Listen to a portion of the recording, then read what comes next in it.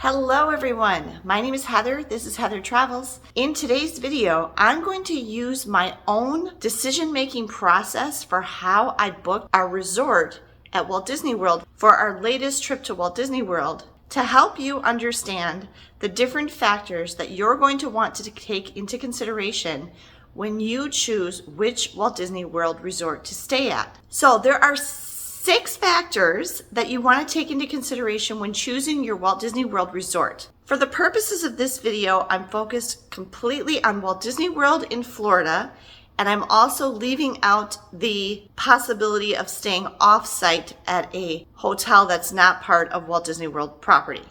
That's a perfectly reasonable option for many people. There are plenty of hotels of all price ranges near Walt Disney World in Florida. You can definitely stay off-site. There are a lot fewer benefits to staying on resort property than there used to be. However, there are still some valuable benefits. One that really stands out in my mind is being able to book things ahead of off-site guests. The 2 things that stand out to me right away are dining reservations and lightning lanes. Lightning lanes is the skip the line program that Disney World uses now, especially being able to book individual lightning lanes for those really hard to get attractions. You're able to do that earlier in the day when you're staying on Disney World property than you are when you're staying off-site. And that's proved to be very valuable to me and my family. Okay, the first thing you want to consider when you're trying to decide on which resort to stay at is availability. This doesn't seem like it should be the first thing you would consider, but you'd be surprised how quickly Walt Disney World Resort rooms can get snatched up. For example, for this trip that we have coming up, my daughter really wanted to stay at Port Orleans Riverside. I really wanted initially to stay at Caribbean Beach Resort. Caribbean Beach Resort is a moderate resort. I stayed there once before in the early 90s, long time ago. But it's a cool resort. It's a moderate price, so it's an in-between price between the values and the deluxe resorts.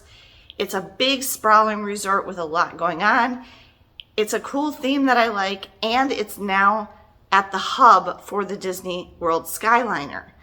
And the big Disney World Skyliner station is at Caribbean Beach Resort, and from there you can take the Skyliner to other resorts. You can also take it to Epcot and to Hollywood Studios. So I was really interested in staying there, but I was booking this trip again rather late, not planning it very far ahead at all. And by the time I wanted to book a room, all the rooms at Caribbean Beach Resort were gone. In booking my room, I also noticed that a number of other resorts had no availability either. A good number of deluxe resorts were completely full. Keep in mind that the deluxe resorts are the smallest resorts on property with the fewest number of rooms. So even though those are most expensive, they often will sell out because they just have fewer rooms than both the moderate resorts and the value resorts, which tend to be bigger, larger, and have many more rooms available. When I was looking, except for Caribbean Beach, that was the only moderate resort that was sold out. I could get a room at any other moderate resort, and all of the value resorts still had availability when I was checking. But 5, 6 of the deluxe resorts were completely sold out.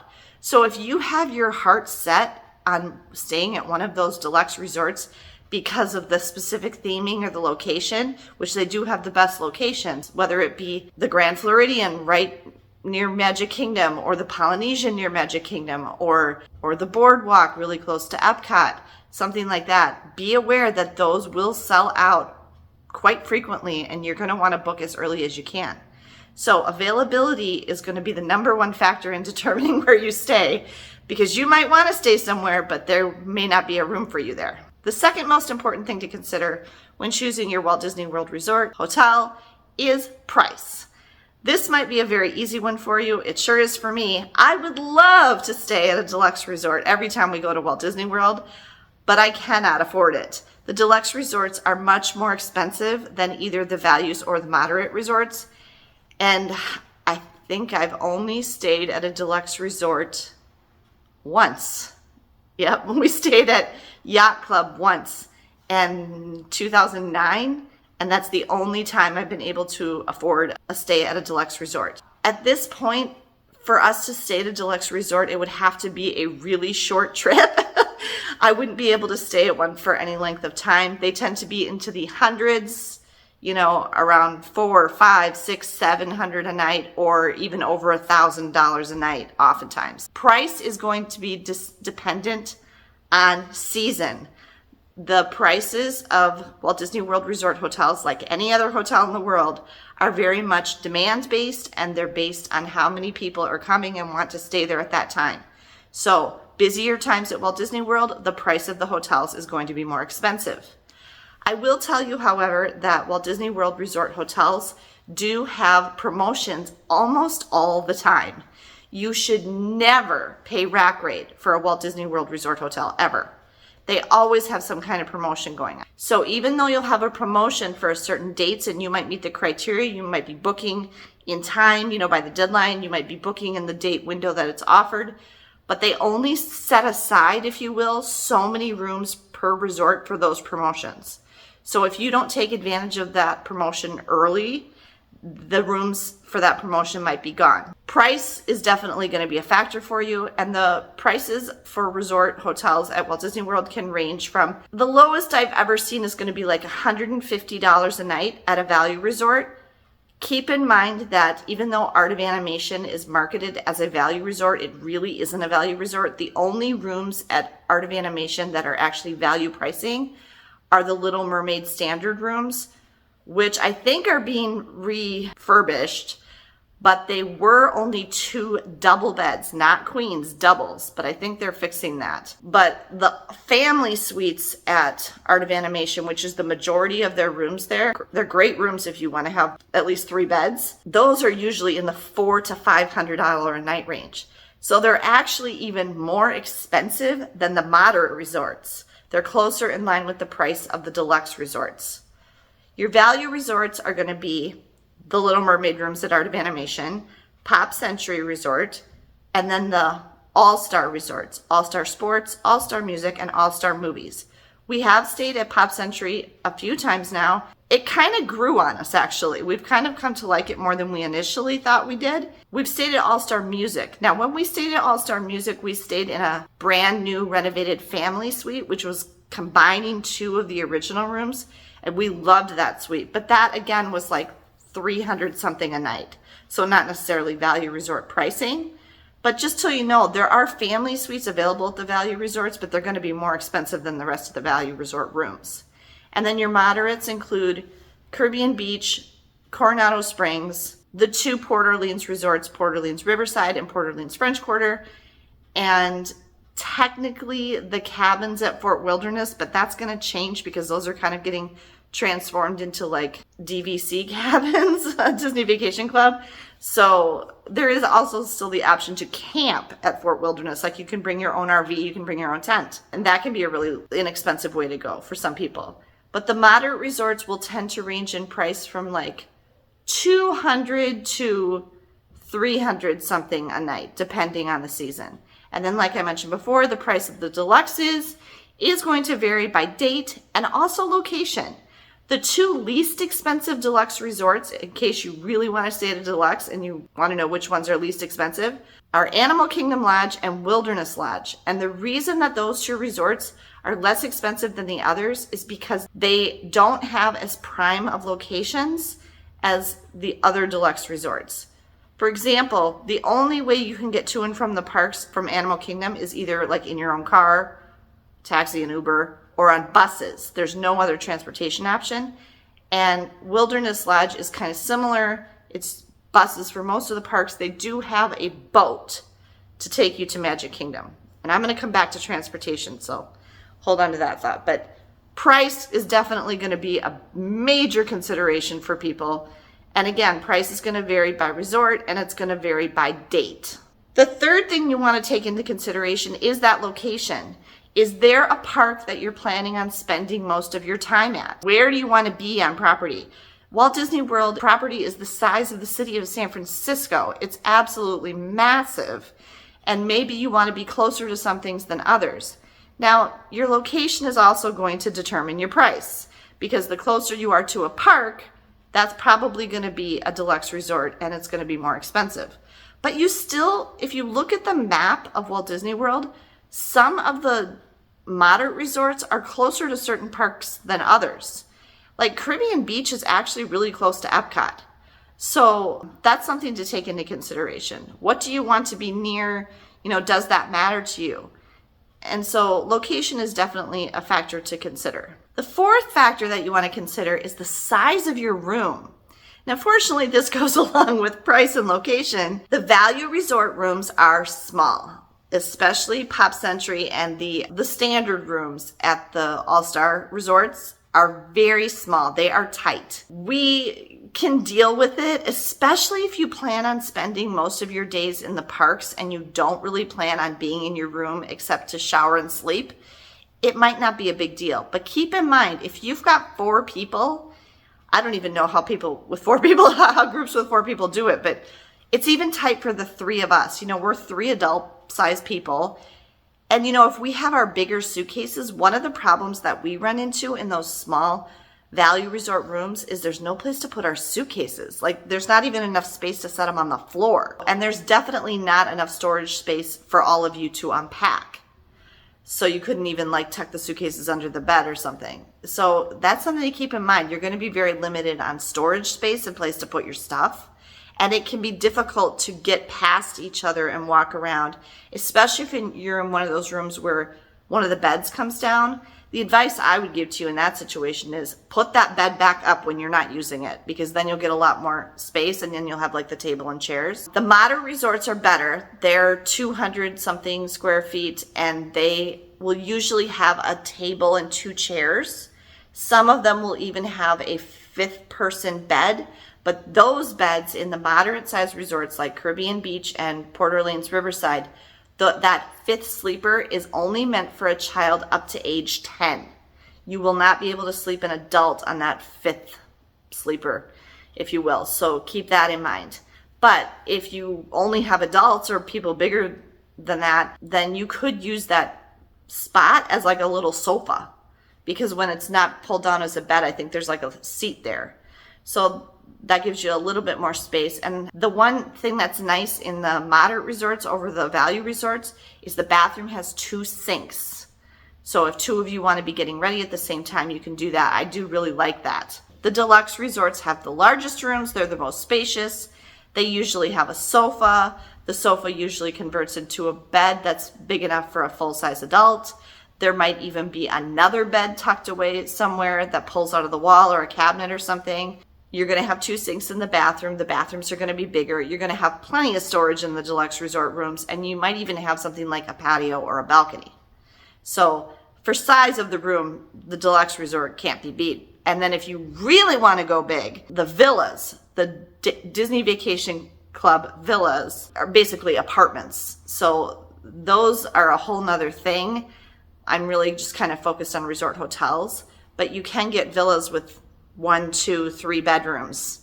And you've got a full kitchen and you've got a living room and all of that, and they can sleep a lot of people. But those are very expensive if you're not a Disney Vacation Club member, or even if you are, because to be a member of Disney Vacation Club costs a lot of money. Okay, the 5th thing that you want to consider with your resort, and this can really help you, maybe you've narrowed it down to deluxe, moderate, or value, but then within those, you're trying to choose which one. These last 2 criteria will help with that decision. The first one is amenities, and there's a lot of things that can be included with amenities. The 3 main ones that I'm thinking of are, resort activities. What kinds of pools do they have? Do they have a spa? All the resorts, actually, even their values, have movies outside at night. Do they have, kids activities? What do they have going on there? Do they have other things that you can rent? A couple of the resorts, there's places where you can rent boats, you can rent bikes. Some places have, game rooms. There's a wide variety in the pools. None of the value resort pools have slides. So if your kids want a water slide, there's none at the value resorts. But the moderate resort have at least 1 pool. Their main pool will have a slide. And because the value resorts or the moderate resorts are so large, they always have multiple pools.